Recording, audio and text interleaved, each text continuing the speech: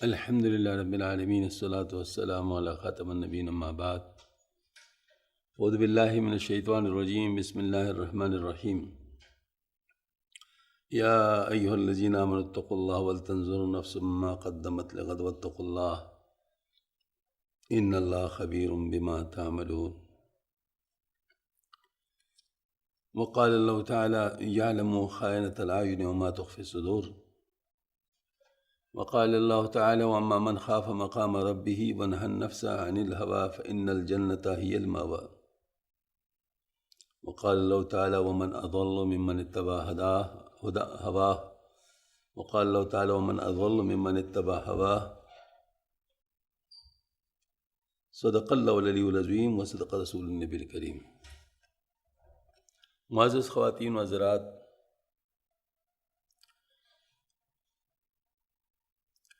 اس وقت ہم لوگ دارالابتلاء میں ہیں اور اس دارالابتلاء سے دارالجزاء کی طرف جلد جانے والے ہیں۔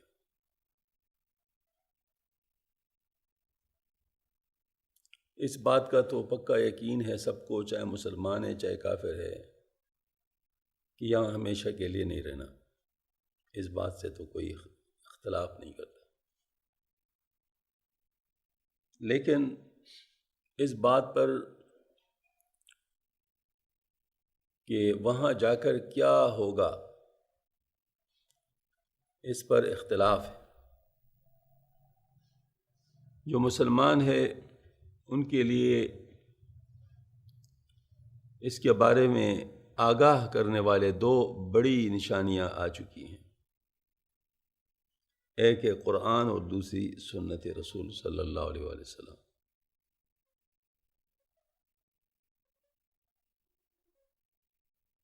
ظاہر ہے ہر شخص سچ پر ہی یقین کر سکتا ہے اور جھوٹ سے ہر ایک آدمی بچنا چاہتا ہے، یعنی اپنے آپ کو اس کے نقصان سے بچانا چاہتا ہے۔ جھوٹا آدمی بھی یہ نہیں پسند کرتا کہ اس کے سامنے کوئی جھوٹ بولے۔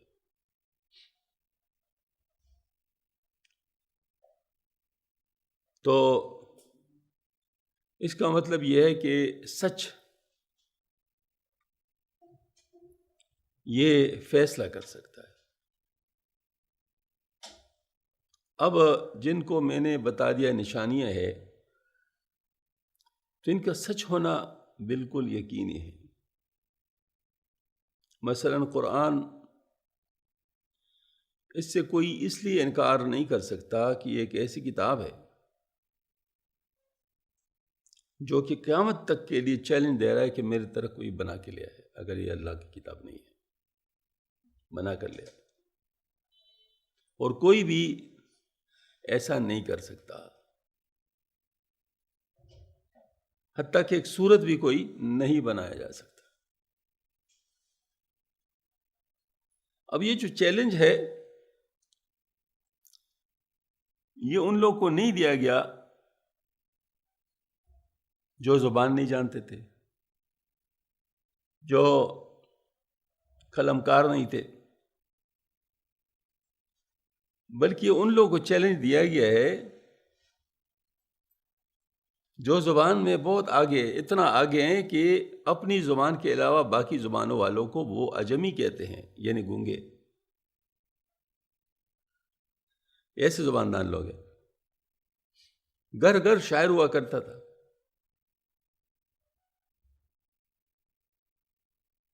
پھر عربی زبان، اس کے جو مترادفات ہے اور اس کے جو لغت ہے اور اس کی جو قواعد ہے، وہ ایسے زبردست ہیں کہ اس پر دنیا شاید بلاغت کے لحاظ۔ تو ان کو یہ چیلنج دیا گیا کہ بنا کے لے آؤ، اور یہ نہیں کہ انہوں نے کوشش نہیں کی، کوشش بھی بہت کی۔ اس وقت کے بڑے بڑے شعراء جو تھے، انہوں نے کوشش کی کہ اس طرح بنا کے لے، اور پہلے وقتوں میں تو شاید ان کو احساس ہو گیا یہ کون سا مشکل کام ہے، یہ کون سا مشکل کام ہے، تو ہم کر ہی لیں گے۔ سہل ممتنع ایک لفظ ہے، ادب میں استعمال ہوتا ہے کہ وہ آسان چیز جس کا بنانا آسان نہ ہو، یعنی وہ زبان کے لحاظ سے وہ آسان، جیسے کوئی آسان شعر ہے یا کوئی آسان کلمہ ہے، تو آسان اتنا کہ ہر ایک آدمی اس کو سمجھے، لیکن اس کا بنانا اتنا مشکل کہ کوئی نہ کر سکے۔ تو سہل ممتنع کے لحاظ سے مطلب یہ ہے کہ وہ سمجھے کہ یہ تو بہت آسان ہے، ہم تو کر لیں گے، لیکن جب وہ کرنا چاہا انہوں نے تو کرتے رہے پڑھتے رہے، کرتے رہے پڑھتے رہے، کرتے رہے پڑھتے رہے۔ خود چونکہ زباندان تھے، معلوم ہوتا تھا ان کو کہ یہ اس طرح تو نہیں ہے۔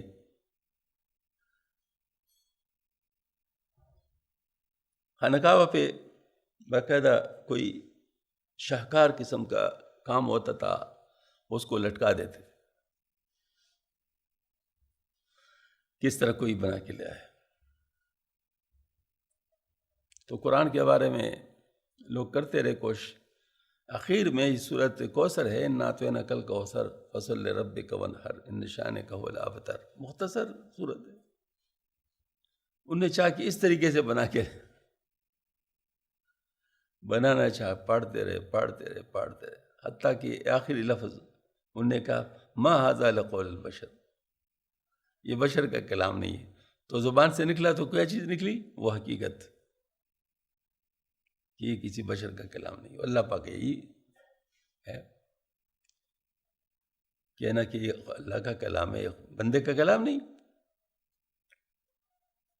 تو ایک تو قرآن ہے جو سچی کتاب ہے، اور اس کو کوئی جھٹلا نہیں سکتا۔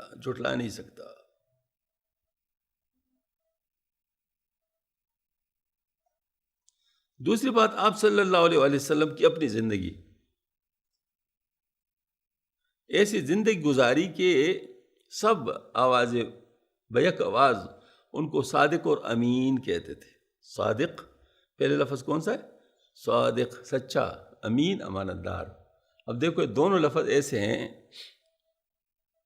جو کہ کسی کے لیے کہے جائیں تو ان کی بات سچی ہوگی اور وہ امانت میں خیانت نہیں کرے گا،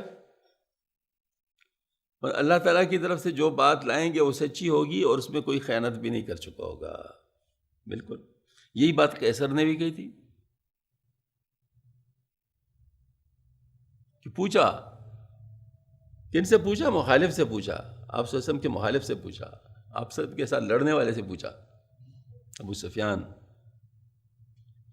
کہ کیا آپ صلی اللہ علیہ وسلم نے کبھی جھوٹ بھی بولا ہے؟ تو جواب دیا کہ نہیں، جھوٹ تو نہیں بولا۔ اس پر قیصر نے کہا جو بندوں پہ جھوٹ نہیں بول سکتا خدا پہ کیسے جھوٹ بولے گا؟ جو بندوں پہ جھوٹ نہیں بولتا تو وہ خدا پہ جھوٹ کیسے باندھے گا؟ تو اس کا مطلب یہ ہوا کہ آپ صلی اللہ علیہ وسلم کی سچائی بالکل پکی، اس میں کوئی بات کرنے کی گنجائش نہیں، اور یہی دو ہمارے لیے معیار ہے۔ بس اب اسلام کتنا سچا دین ہوگا، یہی دو ہمارے لیے معیار ہے، قرآن اور سنت رسول صلی اللہ علیہ وسلم۔ جب کبھی اختلاف ہو تو ان دو پہ سامنے پیش کر لو، یہاں سے جو فیصلہ آئے گا وہ فیصلہ صحیح ہوگا۔ پتہ چلا کہ جو اسلام ہے وہ انتہائی مضبوط بنیادوں پہ قائم ہے۔ اس وجہ سے جو اسلام کے مخالفین ہیں وہ جتنی مخالفت اسلام کی کرتے جاتے ہیں اتنے ہی اسلام پھیلتا جاتا ہے۔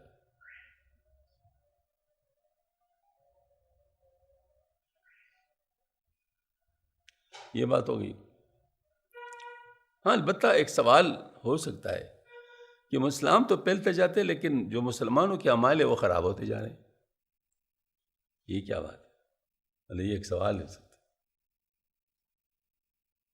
اس میں بھی ایک گر کی بات ہے۔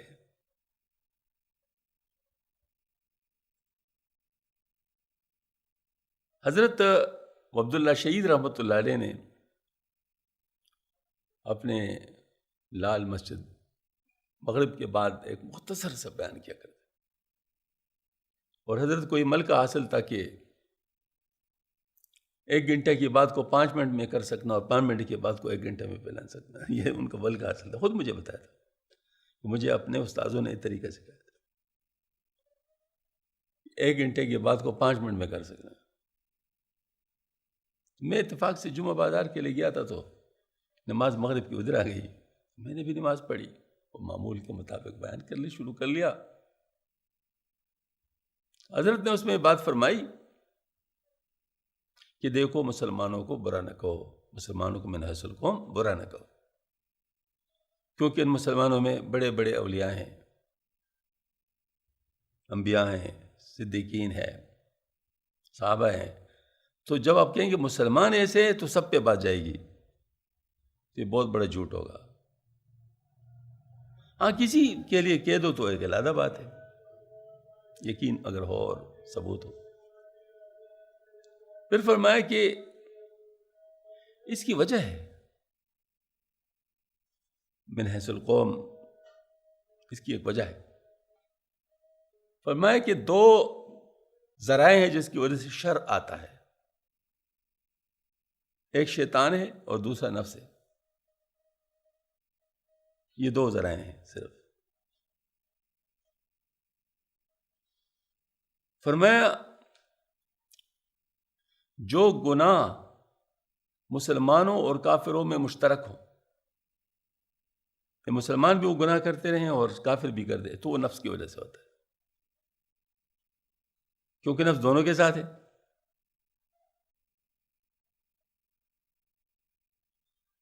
اگر مسلمان بھی ہے تو نفس کا علاج کرنا پڑے گا، بغیر علاج کا اس طرح نفس سیدھا نہیں ہو سکتا. ایمان اور بات ہے، لیکن اعمال دوسری بات ہے. ایمان کے بارے میں تو بات وہی تھی کہ پھیلتا جائے گا. اعمال کی بات یہ ہے کہ خراب ہوتے جا رہے. دونوں باتیں بالکل صحیح ہیں. تو ایمان جو ہے اس پہ تو یہ بات ہے جسے میں نے عرض کیا کہ پھیلتا جائے گا، کیونکہ اسلام سچا مذہب ہے، دلوں کو سب سے زیادہ اپیل کرنے والا ہے. تو یہ ہے کہ وہ فرمایا کہ جب کافر اور مسلمان دونوں سے گناہ ایک قسم کے ہوتے ہیں تو اس کا مطلب ہے کہ وہ گناہ نفس کی وجہ سے. اگر کافر محنت کر لے اپنے نفس کو کنٹرول کرنا تو اسے پھر نہیں ہوں گے، اور اگر مسلمان محنت کر لے تو اسے پھر نہیں ہوں گے. آخر یونانی لوگوں نے اپنے ریاضت کی بنیاد پر بہت سارے گناہ جو نفس کی وجہ سے ہوتے ہیں روک دیے تھے. اسی وجہ سے محروم بھی ہو گئے تھے ایمان سے. وہ سمجھے کہ ہماری تو اصلاح ہو چکی ہے، ہمیں کسی اور کی ضرورت نہیں ہے.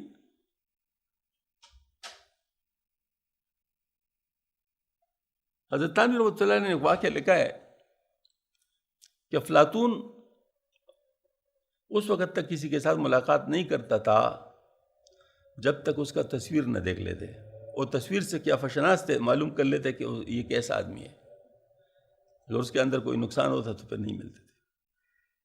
تو ایک حکیم صاحب اور آئے تھے، ان سے مطلب جو ہے نا وہ ملاقات کے لیے، تو اس کی تصویر بھیج دی گئی. تو انہوں نے کہا یہ تو زانی ہے، میں سے نہیں ملتا. تو اس حکیم صاحب جب یہ بات کی گئی تو انہوں نے کہا افلاطون سچ کہتا ہے، مجھ میں مادہ ہے، لیکن میں نے اپنے اوپر محنت کر کے اپنے نفس کو کنٹرول کر کے اس سے حفاظت کر لی ہے. اب دیکھو نا، مطلب انہوں نے کوئی طریقہ اختیار کیا ہوگا نا. اس سے پتہ چل گیا کہ لوگ اس کفار بھی اس طرح محنت کر سکتے. یہ جوگی لوگ جو ہے نا اب بہت ساری چیزوں سے اپنے آپ کو بچاتے ہیں. خیر ایسا ہے کہ یہ تو نفس کی بات ہو گئی. اور میں جو گناہ مسلمانوں سے تو ہوتی ہے کافروں سے نہیں ہوتی، سمجھو کہ شیطان کی طرف سے. کیونکہ شیطان ارادے سے گناہ کراتا ہے، اور نفس شرارت سے گناہ کراتا ہے، مطلب یہ کہ وہ اس کے اندر جو شر ہے اس کی وجہ سے گناہ کراتا ہے۔ شیطان جو ہے یہ باقاعدہ ارادے سے، اس کو پتہ ہوتا ہے کہ یہ چیز اچھی ہے لیکن منع کرے گا ہاں جی، نفس کے تو آنکھیں بند ہیں جبکہ شیطان کی آنکھیں کھلی ہے۔ تو یہ بات جب ہے کہ مطلب کہ شیطان جو ہے مسلمان سے گناہ کراتے، کافر سے نہیں۔ فرمایا آپ مجھ سے اختلاف کر سکتے اور کہہ سکتے کہ نہیں ان کا کلچر ایسا ہے، جیسے یورپ والوں کا کلچر ایسا ہے کہ وہ ایسا نہیں کرتے، ایسا نہیں کرتے، اس کے لوگ تعریف بھی کرتے یورپ والے، مطلب یہ مسلمانوں سے وہ اچھے ہیں، اس طرح بعض کہہ بھی دیتے ہیں۔ تو حضرت نے بات اسی سے شروع فرمائی تھی، آپ سمجھیں کہ ان کا کلچر اچھا ہے، تو میں پھر میں آپ سے پوچھتا ہوں کہ یہاں کے پاک کے جو قادیانی ہیں ان کا کلچر تو ہماری جیسا ہی نا، کوئی فرق تو نہیں ہے نا۔ لیکن جس وقت یہاں قادیانی ہو جاتے ہیں تو ان کے اندر بھی تحمل بھی آ جاتا ہے، ان کے اندر برداشت بھی آ جاتا ہے۔ مسلمان 2.5% زکوٰۃ نہیں سکتے، 10% اپنے جماعت خانے کو دیتے ہیں، ہاں جی، اور اپنی لڑکیوں تک قربان کر لیتا ہے، اور پتہ نہیں کیا کیا کرتے ہیں۔ یہ کیا وجہ ہے؟ مطلب وہ چیزیں ختم، وہ شیطانی چیزیں تھیں۔ تو یہ تو کلچر کی بات نہیں ہے نا کہ ہمارا ان کا کلچر تو ایک ہے، بلکہ حضرت تھانوی رحمۃ اللہ نے ایک واقعہ بیان فرمایا تھا کہ ایک اس طرح اگر مسلم تھے، یعنی وہ قادیانی تھے، تو اس نے اپنے جو ہے نا اس سے کہا کہ اپنے مسجد کے امام سے کہا کہ جب میں آپ لوگ کے دین پر تھا تو بڑے وسوسے آتے تھے مجھے نماز میں، لیکن جب سے میں نے احمدی مذہب اختیار کیا تو مجھے وسوسے نہیں آتے، میں آرام سے نماز پڑھ لیتا ہوں۔ تو اس امام صاحب نے کہا یہی تو ہمارے صحیح مذہب کے سچے ہونے کا ثبوت ہے۔ نے کہا وہ کیسے؟ نے کہا مجھے بتاؤ چور ڈاکو کہاں آئے گا؟ جہاں مال ہوگا یا جہاں مال نہیں ہوگا؟ نے کہا جہاں مال ہوگا وہاں آئے گا۔ کہ تمہارے ساتھ ایمان کی دولت تھی، اس وقت چور تو آ رہا تھا، وہ تمہارے ایمان کو خراب کرنے کے لیے شیطان آنا چاہتا تھا، لیکن جب وہ ایمان اس نے لوٹ لیا اس کے بعد تمہارے پاس کچرا ہی کچرا ہے، تو اس کے لیے شیطان کیوں آئے گا؟ اب تو تجھے چھوڑ دیا نا۔ ہمیں یہ وسوسے والی نماز قبول ہے، تمہارے اس بے وسوسے نماز کے مقابلے میں کیوں شیطان کے لیے یا اللہ کے لیے؟ برسوں میں آ رہی نا۔ تو یہ جو ہے نا مطلب ہے کہ یہ بات ہے کہ جو شیطان ہے وہ وہاں جاتا ہے جہاں اس کا کام ہے، جہاں کام نہیں ہو وہاں کیوں جائے گا؟ بلکہ ان کو تو باقاعدہ شکار کے لیے ذریعہ بناتے ہیں کہ ان کو ایسے بااخلاق کر لیتے ہیں تاکہ دوسرے لوگ اٹریکٹ ہو کر ان کی طرف آ جائیں۔ آپ نے دیکھا اس زبان کے بڑے میٹھے ہوتے ہیں اور یہ اور وہ سارا بہت اچھے تعلقات رکھتے ہیں اور بہت لوگ کی خدمت کرتے ہیں، کیا ہے ساری چیزیں وہی ہیں۔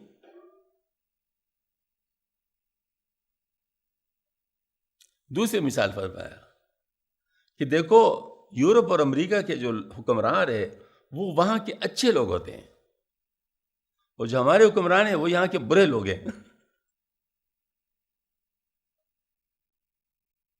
مطلب وہاں کے حکمران وہاں کے اچھے لوگ ہوتے ہیں، وہاں اگرچہ خود ہر برائی کریں گے لیکن اپنے حکمرانوں کے لیے برداشت نہیں کرتے۔ تو یہ ہے کہ وہاں کے جو اچھے لوگ ہیں حکمران، وہ جب آپس میں بات کرتے ہیں تو بڑے انصاف پسند ہوتے ہیں، لیکن جب مسلمانوں کے ساتھ رابطہ ہوتا ہے تو ہر دھوکہ کرتے ہیں، ہر فراڈ کرتے ہیں ان کے ساتھ۔ وہ کون سا معاہدہ مسلمانوں کے ساتھ جو انہوں نے پورا کیا ہے، اور ہم نے کون سا معاہدہ جو ان کے ساتھ نہیں پورا کیا؟ تو اس کا مطلب ہے کہ وہ باقاعدہ شیطان کے لیے جب استعمال ہوتے ہیں تو اس وقت پھر کچھ بھی یاد نہیں رہتا، جب شیطان کو چھوڑ دیتے پھر وہ بڑے مہذب بن جاتے ہیں۔ خیر یہ تو درمیان کی بات آ گئی، مسئلہ یہ تھا، میں یہی کہنا چاہتا تھا کہ شیطان کا معاملہ الگ ہے اور نفس کا معاملہ الگ ہے۔ مسلمان کے ساتھ جو مسئلہ ہے نا وہ یہ ہے کہ اپنے نفس کو ٹھیک کر لے، پھر شیطان اس کو کچھ نہیں کہہ سکتا، کیونکہ شیطان اسی نفس کو استعمال کرتا ہے اس کے لیے، کیونکہ نفس تو مسلمان کے ساتھ ہے، نفس تو مسلمان کے ساتھ ہے، تو اسی نفس کو استعمال کر کے اس کو اپنے راہ پہ لاتا ہے، اور تو کوئی راستہ نہیں، کیونکہ ایمان والا راستہ تو اس کے لیے بند ہے، وہ تو شیطان کی بات نہیں مانے گا، لیکن نفس والا راستہ اس کے لیے کھلا ہے۔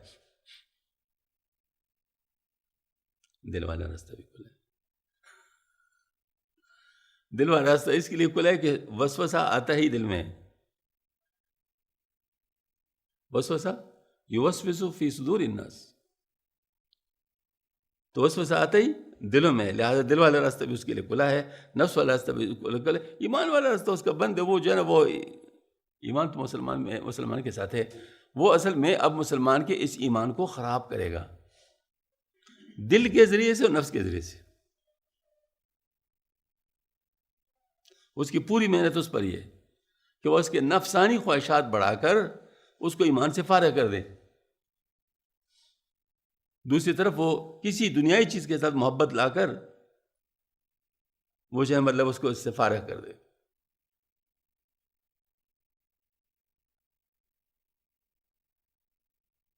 تو یہ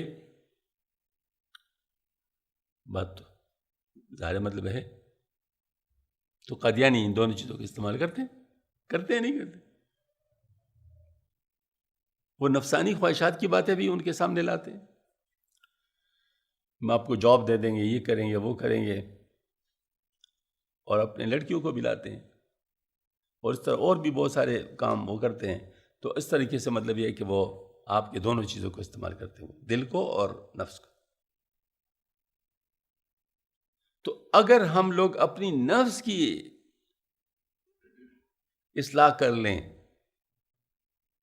تو اس کے ذریعے سے ہمارا دل بھی ٹھیک ہو جائے گا، تو دل بھی بچ جائے گا، نفس بھی حفاظت میں آ جائے گا، لہذا پھر شیطان کے لیے راستہ نہیں رہے گا اور شیطان سے محفوظ ہو جائیں گے. اس وجہ سے ہم لوگوں کو اپنے نفس پر محنت کرنی پڑے، اپنے نفس پر محنت کرنی پڑی. ابھی دیکھیے میں نے جو آیت کریمہ جو پہلے ابتدا میں تلاوت کی وہ کیا ہے؟ یا ایھا الذین آمنوا اتقوا اللہ، اے ایمان والو. کن سے خطاب ہے؟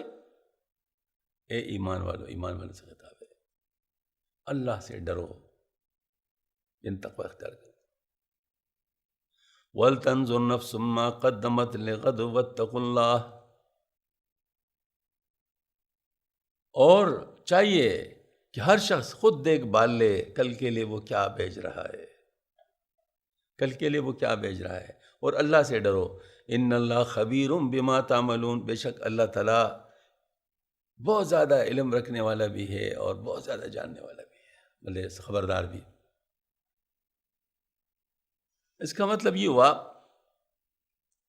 کہ اللہ تعالیٰ نے ہمیں ایک ٹاسک دیا ہے کہ آپ لوگوں نے اس دارالابتلاء میں کیا کیا کرنا ہے، اور وعدہ فرمایا ہے کہ آپ لوگ کی جان و مالوں کو میں نے جنت کے بدلے میں خریدا ہوا ہے. مطلب تم یہ میرے لیے استعمال کر لو، میں تمہیں جنت دوں گا، وعدہ ہے. بس ہم لوگ اس وعدے کو دیکھے بالے کہ ہم پورا کر رہے ہیں نہیں کر رہے ہیں. مطلب ہم لوگوں کو جو کہا گیا اس پر بات پر عمل کر رہے ہیں نہیں. مطلب یہ کل کے لیے ہم وہی چیزیں بیچ رہے ہیں جو بیچنی چاہیے، کچھ اور بیچ رہے ہیں. بس یہی بات ہے.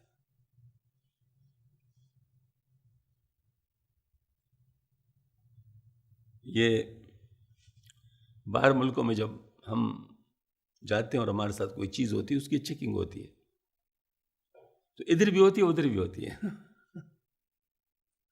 ادھر بھی ہوتی ہے ادھر بھی ہوتی ہے.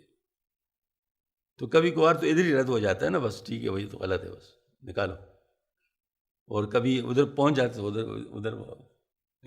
اچھا اس میں غلطی ہو سکتی ہے، اس میں غلطی ہو سکتی ہے. کیوں؟ وجہ کیا ہے؟ یہ رینڈملی چیک کرتے ہیں، سب کو چیک تو کر نہیں سکتے، ٹائم لمیٹڈ ہوتا ہے. تو بس موٹا سا چیک کرتے ہیں. ہاں اگر ان کو شک ہو جائے تو پھر اس کو ذرا باریکی سے چیک کرتے ہیں، لیکن اگر شک نہ ہوا تو نکل بھی جاتے ہیں. بعض ایسی چیزیں ہوتی ہیں جو پکڑی جا سکتی ہے، بعض کی پکڑی نہیں جا سکتی. لیکن اللہ جل شانہ کا نظام ہے وہ ان غلطیوں سے پاک ہے. ان اللہ خبیر بما تعملون. دوسری دفعہ جو فرمایا واتقوا اللہ، وہ اس کے لیے، مطلب وہاں اس قسم کی کوئی بات نہیں ہو سکتی کہ تمہاری کوئی چیز چھپ جائے گی. تم نہیں مطلب اس کے ذمہ دار بنو گے. نہیں، ایسی بات نہیں ہے. وہاں کوئی چیز چھپ ہی نہیں سکتی.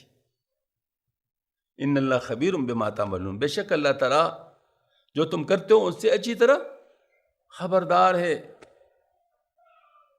علیم خبیر بما تعملون. اب یہ جو ہے نا، یہ بنیادی بات کہ ہم لوگوں کو یہ سامنے رکھنا ہوگا کہ وہاں پر کوئی غلطی چپ نہیں. اور دوسرا پہلے والا واتقوا اللہ کس لیے؟ وہ اس لیے کہ تمہیں اسائنمنٹ دیا جا رہا ہے. یا ایھا الذین آمنوا اتقوا اللہ ولتنظر نفس ما قدمت لغد واتقوا اللہ. چاہیے کہ شخص دیکھ بھال کل کے لیے وہ کیا بھیج رہا ہے. تو ادھر چیکنگ تم کرو، ادھر چیکنگ تم کرو، وہاں چیکنگ تمہاری ہوگی. اگر تو نے یہاں چیکنگ اچھی کی تو وہاں کی چیکنگ سے تمہیں خطرہ نہیں ہوگا. اور یہاں اگر تم نے چیکنگ صحیح نہیں کی تو وہاں کا چیکنگ تو تمہیں پکڑ ہی لے گا. وہاں مطلب چھوڑا تو تمہیں نہیں جائے گا. پھر یہ بات ہے. اس کو مختلف پیرایوں میں کہا گیا ہے. موتوا قبل ان تموتوا، وزنوا قبل ان توزنوا. یعنی پہلے سے اپنے اعمال کا وزن کر لو، اندازہ کر لو، اس سے پہلے کہ تمہارا وزن کیا جائے. تو یہ جو ہمارا کام ہے یہاں پر وہ یہ ہے کہ ہم ایک تو یہ کہ پہلے معلوم کر لیں کہ ہمیں کیا کہا گیا ہے، ہمیں کس چیز کو بھیجنے کے لیے فرمایا گیا ہے. اس کا جاننا ہمارے اوپر لازم ہو گیا. اس کا جاننا ہمارے اوپر لازم ہو گیا. اور پھر اس کے بعد اس کو چیک کرنا یہ بھی ہمارے اوپر لازم ہے کہ ہم اس کے مطابق چیک کر لیں کہ وہ جو ہے ٹاسک دیا گیا اس ٹاسک پہ ہم عمل کر رہے ہیں نہیں کر رہے ہیں. مثلا دیکھو اللہ پاک نے فرمایا اقیموا الصلاۃ وآتوا الزکاۃ، نماز قائم کر دو اور زکوٰۃ دیا کرو. آپ صلی اللہ علیہ وسلم نے فرمایا صلوا کما رأیتمونی اصلی، نماز اس طرح پڑھو جس طرح میں نے پڑھی، مجھے پڑھتے ہوئے دیکھا. اب ہمارا نماز اس کے لیے معیار آ گیا، سٹینڈرڈ آ گیا. سٹینڈرڈ کیا ہے؟ آپ صلی اللہ علیہ وسلم کی طرح نماز پڑھنا. سٹینڈرڈ کیا ہے؟ آپ صلی اللہ علیہ وسلم کی طرح نماز پڑھنا. اس پر میں آپ کو ایک واقعہ سناتا ہوں. حضرت مولانا انور شاہ کشمیری رحمۃ اللہ علیہ بہت بڑے عالم گزرے ہیں، بہت بڑے شیخ الحدیث تھے. ان کی کرامت تھی کہ جو چیز ایک دفعہ پڑھ لیتے اس کو یاد ہو جاتی. چونکہ علم کا بہت بڑے خزانہ تھے اور ان کے شاگرد سبحان اللہ ان پہ بڑا فخر کرتے اور ابھی تک کرتے آ رہے ہیں.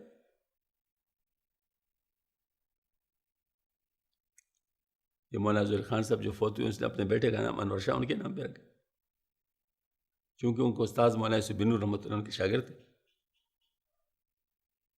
تو مولانا انور شاہ کشمیر رحمۃ اللہ سے ایک دن شاگردوں نے ایک عجیب فرمائش کی.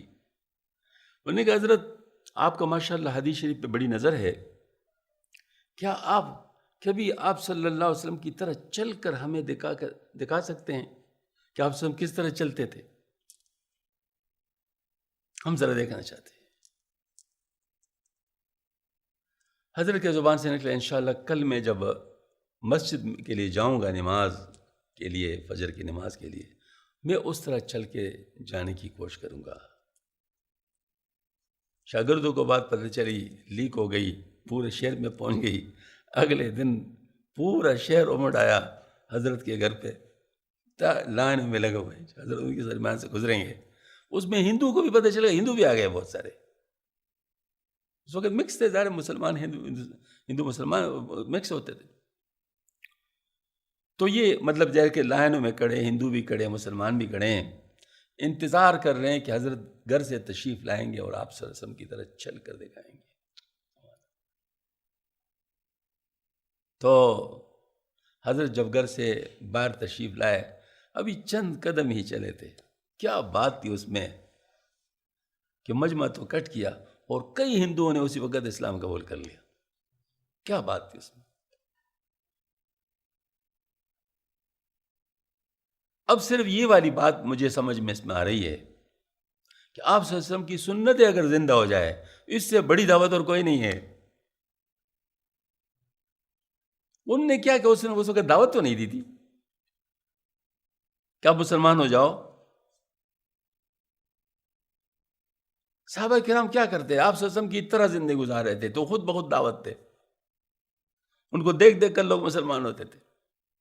ہماری دعوت گفتار پر ہے، ان کی دعوت کردار پر دی. گفتار کو چیلنج کیا جا سکتا ہے، کردار کو چیلنج نہیں کیا جا سکتا. اگر سے ہو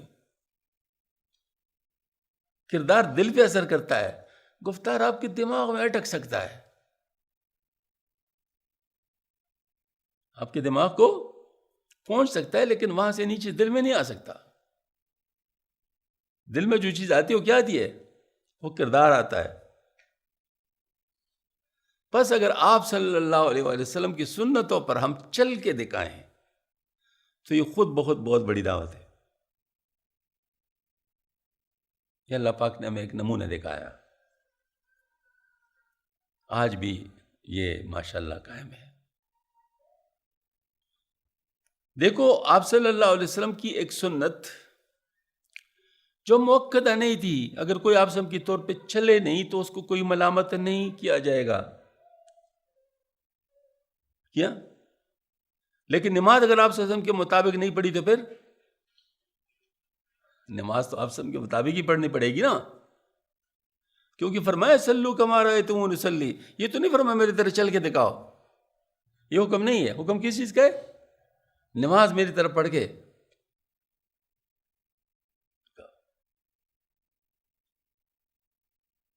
سبحان اللہ، لا الہ الا اللہ محمد رسول اللہ. عربوں میں ماشاءاللہ کچھ چیز زندہ ہیں. ان کی ایک چیز زندہ ہے، میرے پاکستان میں ہندوستان میں تو اس کا نام کبھی نہیں سنا، اور مجھے بھی بہت دیر کے بعد پتہ چلا. ہمارے ایک ساتھی ہیں دبئی میں آج کل، پہلے پاکستان میں تھے، عرب ہے، فلسطینی. ان کے ہاں یہ ترتیب بھی چل رہی ہے کہ آپ صلی اللہ علیہ وسلم کے طریقے پہ قرآن پڑھنا، وہی لہجہ جو آپ صلی اللہ علیہ وسلم کا لہجہ تھا، جس انداز میں آپ صلی اللہ علیہ وسلم پڑھتے تھے، وہ جو ہے نا وہ ظاہر کسی صحابی نے سکھایا ہوگا آگے، پھر کسی نے اس کو سکھایا، پھر کسی نے اس کو سکھایا. اس طرح سلسلہ چلا آ رہا ہے ابھی تک، کم از کم اس کو تو ہم نے دیکھ لیا. تو باقاعدہ اس نے وہ طریقہ 3 سال میں سیکھا ہے. آخر اس کے قواعد و ضوابط ہوں گے. 3 سال میں اس نے طریقہ سکھایا. ہم نے اسے کہا کہ آپ ہمیں بھی سکھائیں. فرمایا سکھانے کے لیے مزید محنت ہے، یہ صرف سیکھنے کی حد تک تھی. مجھے اس کی سند نہیں حاصل، مجھے صرف خود پڑھنے کی سند حاصل ہے کہ میں اس طرح پڑھ سکتا ہوں. تو ہم نے جب سنا تو اس میں عجیب نور. اب ذرا ہم دیکھیں کہ پتہ نہیں کن کن لوگوں کی قرأت کی نقل کی جا رہی ہے. سبحان اللہ، کیا اچھی بات نہیں کسی کی نقل کی جائے؟ ہاں جی، یعنی آپ صلی اللہ علیہ وسلم کی طرح پڑھنا، یہ بہت زبردست بات ہے. تو میں اس لیے عرض کرتا ہوں کہ اس طرح ہر چیز ہم آپ صلی اللہ علیہ وسلم کی طرح کھانا کھا کر دکھائیں. آپ صلی اللہ علیہ وسلم کی طرح سونا ہم چاہیں. آپ صلی اللہ علیہ وسلم کی طرح ہم لوگ گھر سے باہر جانا، گھر کے اندر آنا، کپڑے پہننا، یہ ساری باتیں ہماری آپ صلی اللہ علیہ وسلم کی سنت کے مطابق ہوں.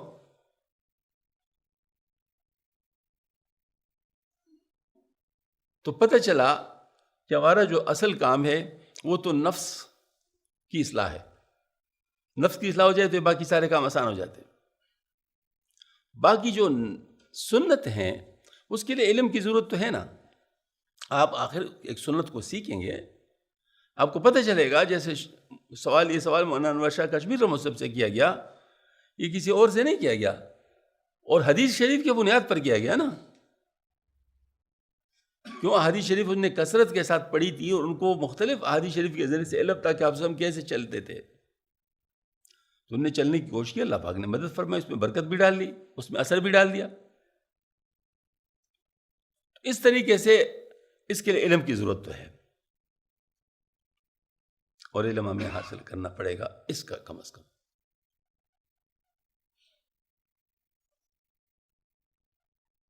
جیسے انہوں نے فرمایا اس عرب میں کہ میں نے صرف خود عمل کرنا سیکھا ہے، دوسروں کو سکھانے کا نہیں سیکھا.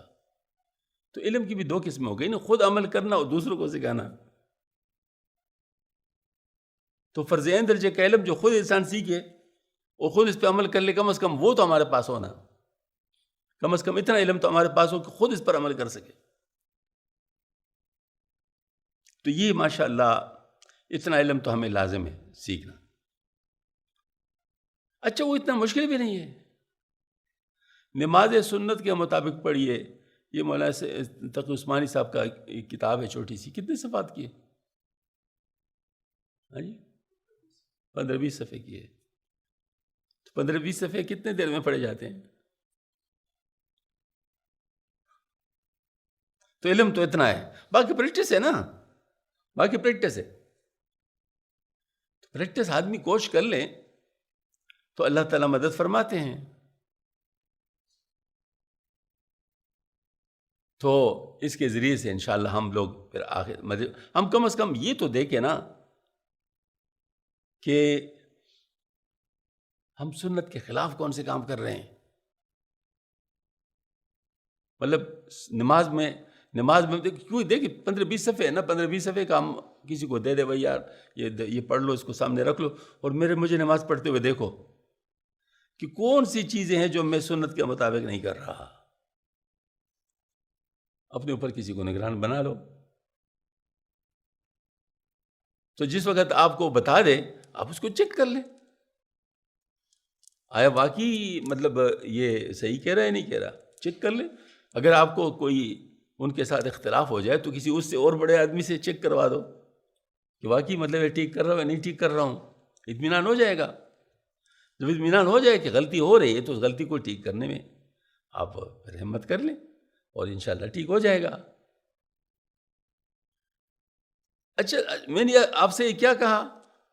یہ نہیں کہا کہ آپ کتنا ٹھیک کر رہے ہیں، یہ کہا کہ کتنا غلط کر رہے ہیں. سمجھ میں آ گئی نا بات؟ کیا مجھے بتاؤ بھائی، جو پیپر مارک کرتے ہیں تو کون سی چیز چیک کرتے ہیں؟ صحیح چیزیں چیک کرتے ہیں، غلط چیک کرتے ہیں؟ ہاں، غلط چیک کرتے ہیں، نمبر اس کے کٹتے ہیں نا، باقی نمبر تو پورے ہوتے ہیں.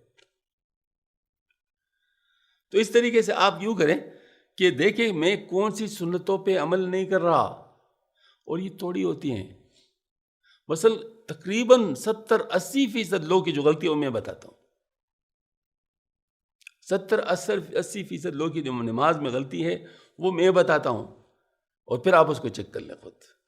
اور چیک کر لیں اس طرح کر لیں کہ کسی کو کہیں نہیں، بس جس وقت نماز ہو رہی ہو نا، مثال کے طور پر جماعت ظہر کی نماز ہو رہی ہے تو اس سے پہلے لوگوں سنتیں تو پڑھنی ہوتی ہے نا. تو آپ ایک کونے میں کھڑے ہو جائے اس طرح بے پرواہ سا کہ جیسے کسی کو آپ دیکھ نہیں رہے لیکن دیکھ رہے ہوں. ہاں جی، اور پھر دیکھیں لوگوں کی نماز کو، تو آپ کو بھی اس کا اندازہ ہو جائے گا کہ میں کیا کہہ رہا ہوں. سب سے بڑی غلطی جو اکثر لوگوں سے ہوتی ہے وہ قوما اور جلسہ یہ پورا نہیں کرنا. اچھے نمازیوں کو میں نے دیکھا ہے، ریگولر نمازیوں، تہجد گزاروں کو دیکھا ہے کہ ان کی اس چیز میں کمی ہوتی ہے.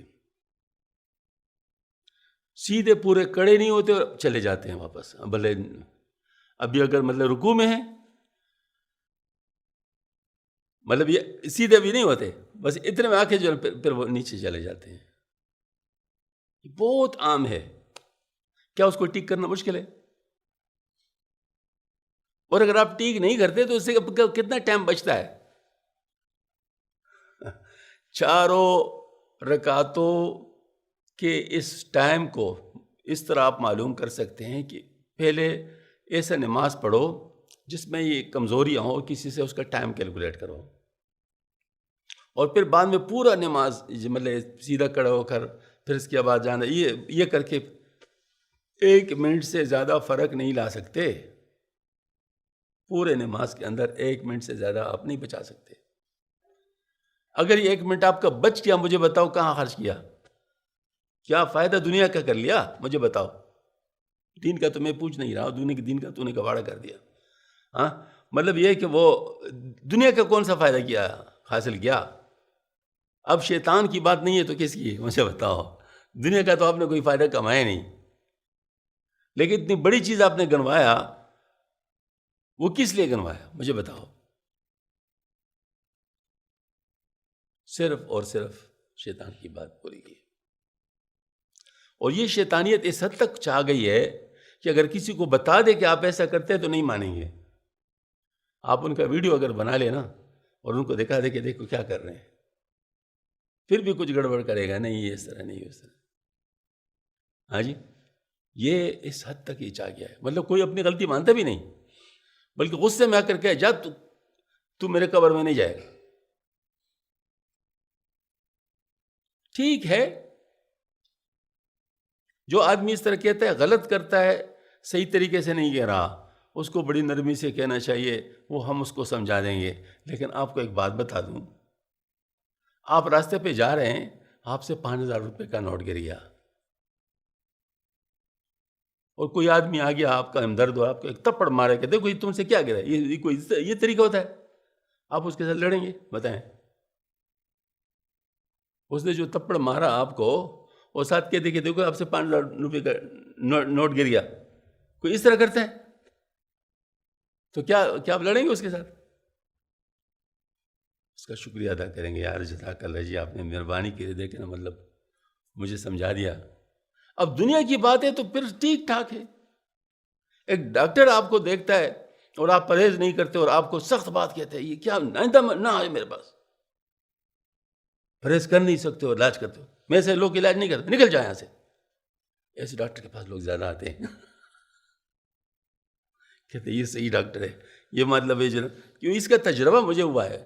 ہمارے نوشہرہ میں ایک ڈاکٹر تھے، اس کو ریلوائی ڈاکٹر کہتے، پشتو میں ریلوائی ڈاکٹر، حالانکہ ریلوے کا تھا نا تو ریلوائی ڈاکٹر کہتے تھے اس کو. تو ریلوائی ڈاکٹر بڑا بد دماغ تھا لیکن علاج اس کا صحیح تھا.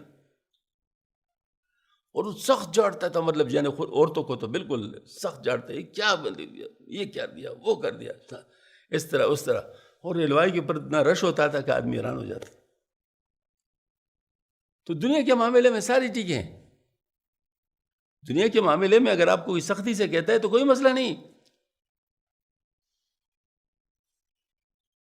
ہمارے ایک ساتھی ہے، ان کا بھتیجا پڑھتا نہیں تھا، والد ان کے افسر اور یہ خود میکینک.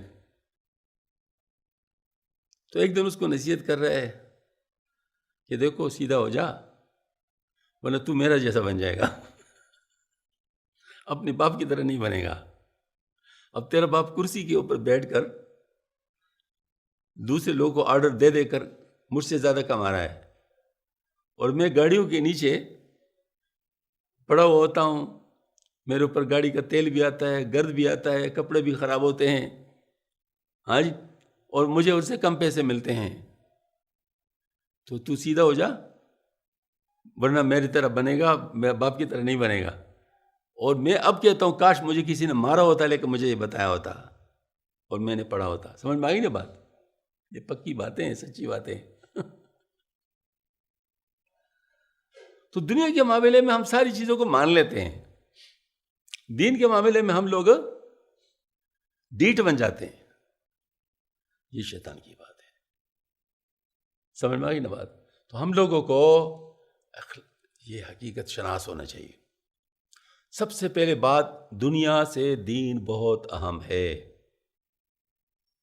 اللہ پاک فرماتے ہیں بل تؤثرون الحیات الدنیا والآخرۃ خیر وابقیٰ، بلکہ تم جو دنیا کی زندگی اس کو ترجیح دیتے ہو، حالانکہ آخرت اچھی بھی ہے اور باقی رہنے والی بھی ہے.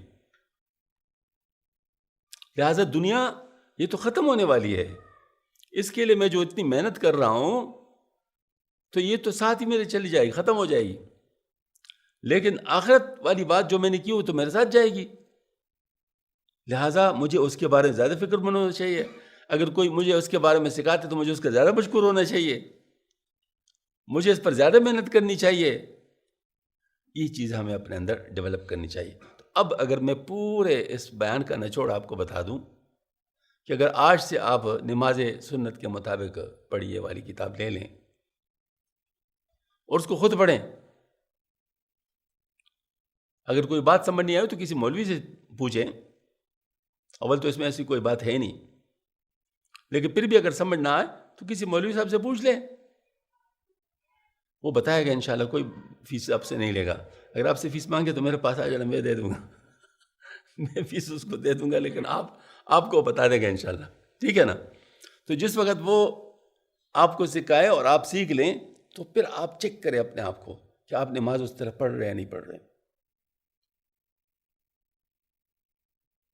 تو اپنی نمازوں کو تو فوراً درست کر لیں۔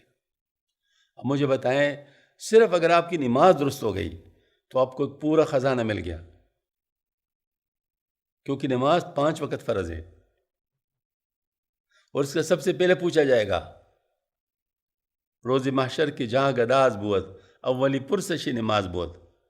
روز محشر جو کہ بہت مشکل دن ہے، اس میں پہلے ہی بات پوچھی کون سی جائے گی؟ نماز کے بارے میں پوچھا جائے گا، لہذا اپنے نمازوں کو پہلے درست کر لیجئے، جس کا میرے خیال میں مزید اس میں مہلت حاصل کرنے کا کوئی وقت نہیں ہے، کیونکہ نماز سب سے، آپ کو پتہ ہے جب کوئی آدمی مسلمان ہوتا ہے تو سب سے پہلے کون سا کام کرتا ہے؟ اس کو کیا سکھایا جاتا ہے؟ نماز سکھایا جاتا ہے۔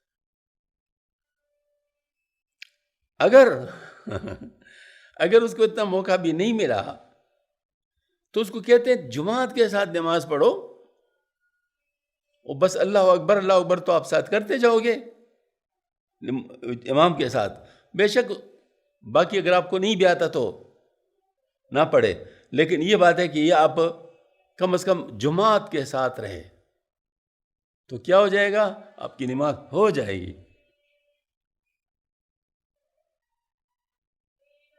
تو اگر آپ کی جب تک یہ ٹھیک نہیں ہے تو جماعت کے ساتھ اپنے آپ کو پابند کر لیں، جو مرد ہیں، تو کیا ہو جائے گا؟ خود بخود وہ مطلب جو امام کے ساتھ نماز پڑھ رہا ہے تو اول تو غلطی نہیں ہوگی، اور اگر غلطی ہوگی تو سجدہ سہوا کا ہوگا، تو سجدہ سہوا جماعت کے پاس، جماعت میں سجدہ سہوا ہوتا نہیں ہے، مطلب وہ تو امام کے ساتھ ہے، تو محفوظ طریقہ ہے نا۔ اور جلد سے جلد نماز سیکھو، اور خواتین کے بارے میں عرض کرتا ہوں، خواتین بھی جلد سے جلد نماز سیکھے، اور آج کل ایک فتنے سے اپنے آپ کو بچائے، وہ فتنہ غیر مقلدین کا ہے۔ وہ آج کل عورتوں کو یہ کہتے ہیں کہ آپ صلی اللہ علیہ وسلم نے فرمایا صلو کما رأیتمونی اصلی، اس طرح نماز پڑھو جس طرح مجھے نماز پڑھی تھی، لہٰذا مردوں کی طرح تم بھی نماز پڑھو۔ نہیں، آپ صلی اللہ علیہ وسلم نے خواتین کو جیسے نماز سکھائی ہے اسی طرح خواتین کو پڑھنی چاہیے، ٹھیک ہے نا؟ ورنہ اگر آپ کہتے انہی کی طرح پڑھو تو مہینے میں کچھ دن آپ نماز ہی نہیں پڑھتی تو کیا مردوں کی طرح نماز پڑھو گی؟ وہاں تو مردوں کی طرح نماز ہی نہیں پڑھ سکتی، تو پھر ظاہر ہے آپ کے اوپر یہ بات تو ہے ہی کم از کم۔ تو یہ جو ہے نا مطلب ہے کہ ویسے ہی ایک ان نے وسوسہ ڈالا ہوا ہے، شریعت میں ہم ان کے مکلف نہیں ہیں، شریعت میں ہم قرآن و سنت کے مکلف ہیں، اور ساتھ ہی اس سے جو فقہ ترتیب ہوا ہے وہی اسی فقہ کے ہم ماننے والے ہیں۔ اور فقہ کیا ہے؟ سب سے پہلے فقہ جن نے بنایا ہوا ہے وہ امام اعظم رحمۃ اللہ، ہم اسی کے مسلک پر ہے، لہٰذا ہم کیوں اس میں احساس کمتری میں مبتلا ہو جائیں؟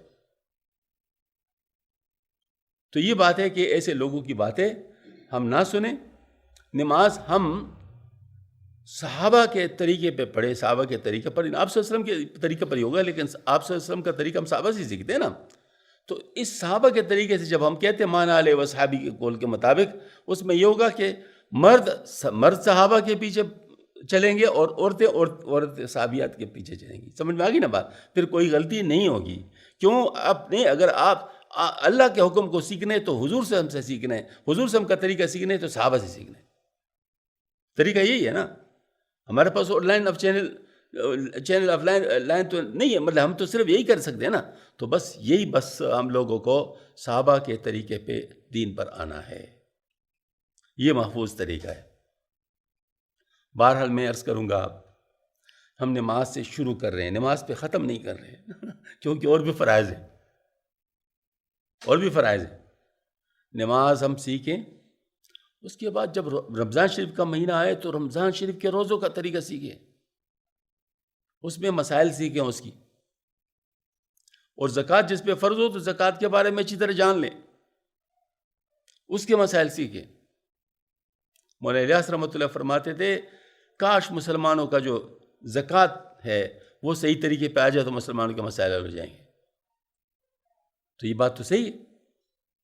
تو زکوٰۃ کے مسائل سیکھیں.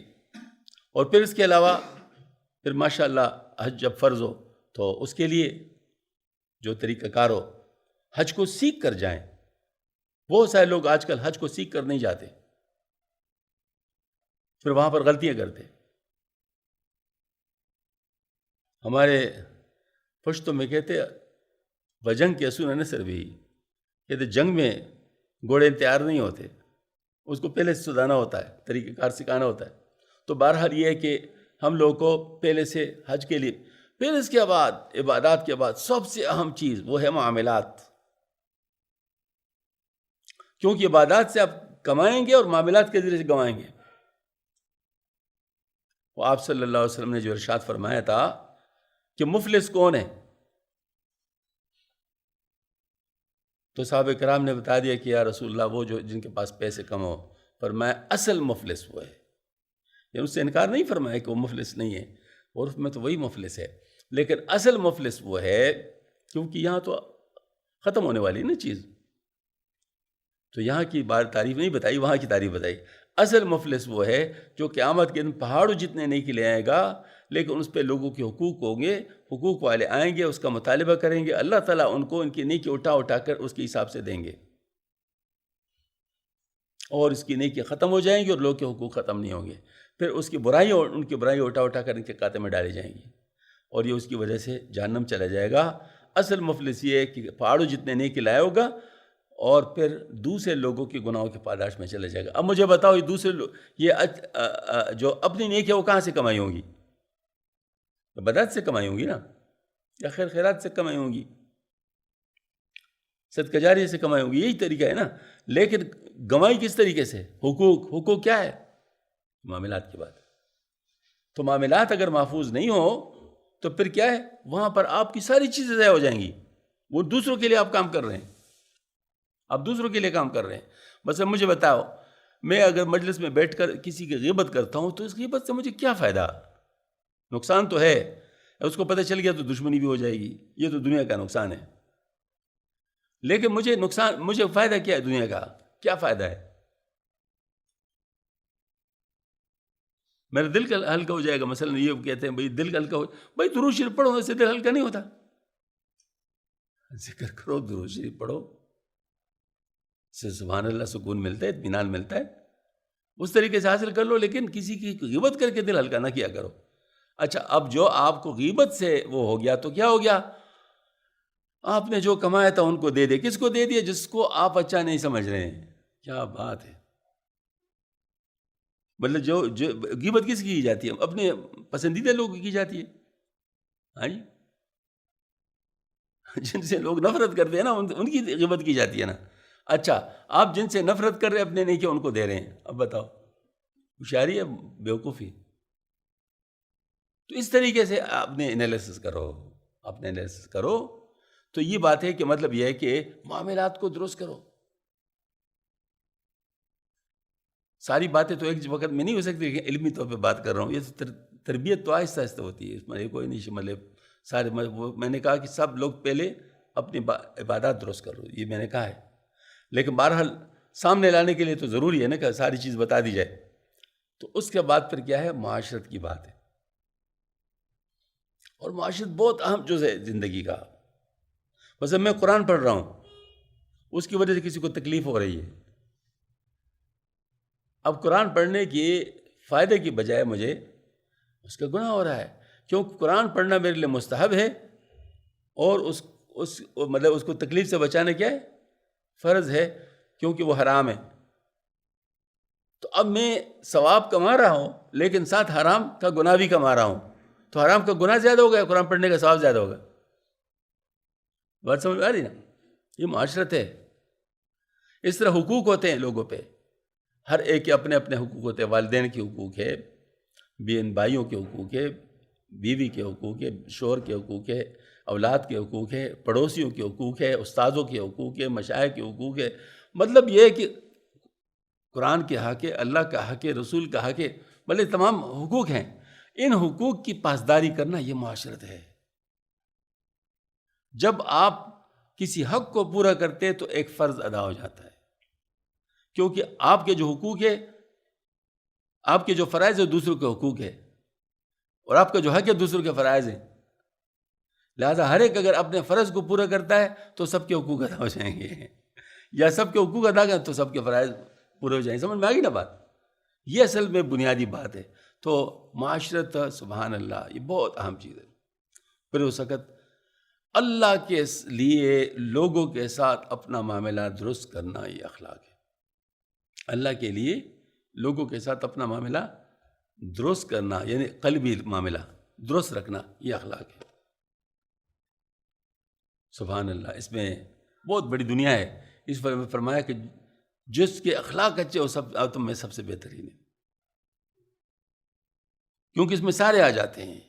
عبادات بھی آ جاتے ہیں اس میں، معاملات بھی، معاشرت بھی، یہ ساری چیزیں اس میں آ جاتی ہیں. تو بہرحال میں یہ عرض کروں گا کہ آپ ذرا مہربانی کر کے سب سے پہلے وہ والا کام تو کریں نا، وہ نماز سنت کے مطابق پڑھیے، اور اس کو اچھی طرح سمجھنے کی کوشش کر لے، اور اس کو اپنے اوپر لازم کر لے.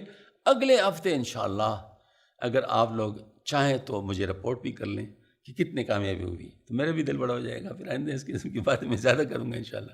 آج کچھ رپورٹ کر لیں کہ کتنا آپ کو فائدہ ہوا اس سے، اور آپ ماشاءاللہ اس ترتیب پہ چلیں. امید ہے اللہ تعالیٰ کی آپ کے ساتھ مدد ہوگی. اللہ جل شانہ ہم سب کو صاف ستھرے دین پر صاف ستھرے دل کے ساتھ عمل کرنے کی توفیق عطا فرما دے. وما علینا البلاغ. ربنا تقبل منا انك انت السميع العليم وتب علينا انك التواب الرحيم. اللهم انا نسألك من خير ما سألك من عبدك ونبيك وحبيبك محمد صلى الله عليه وسلم، ونعوذ بك من شر ما استعاذ من عبدك ونبيك وحبيبك محمد صلى الله عليه وسلم.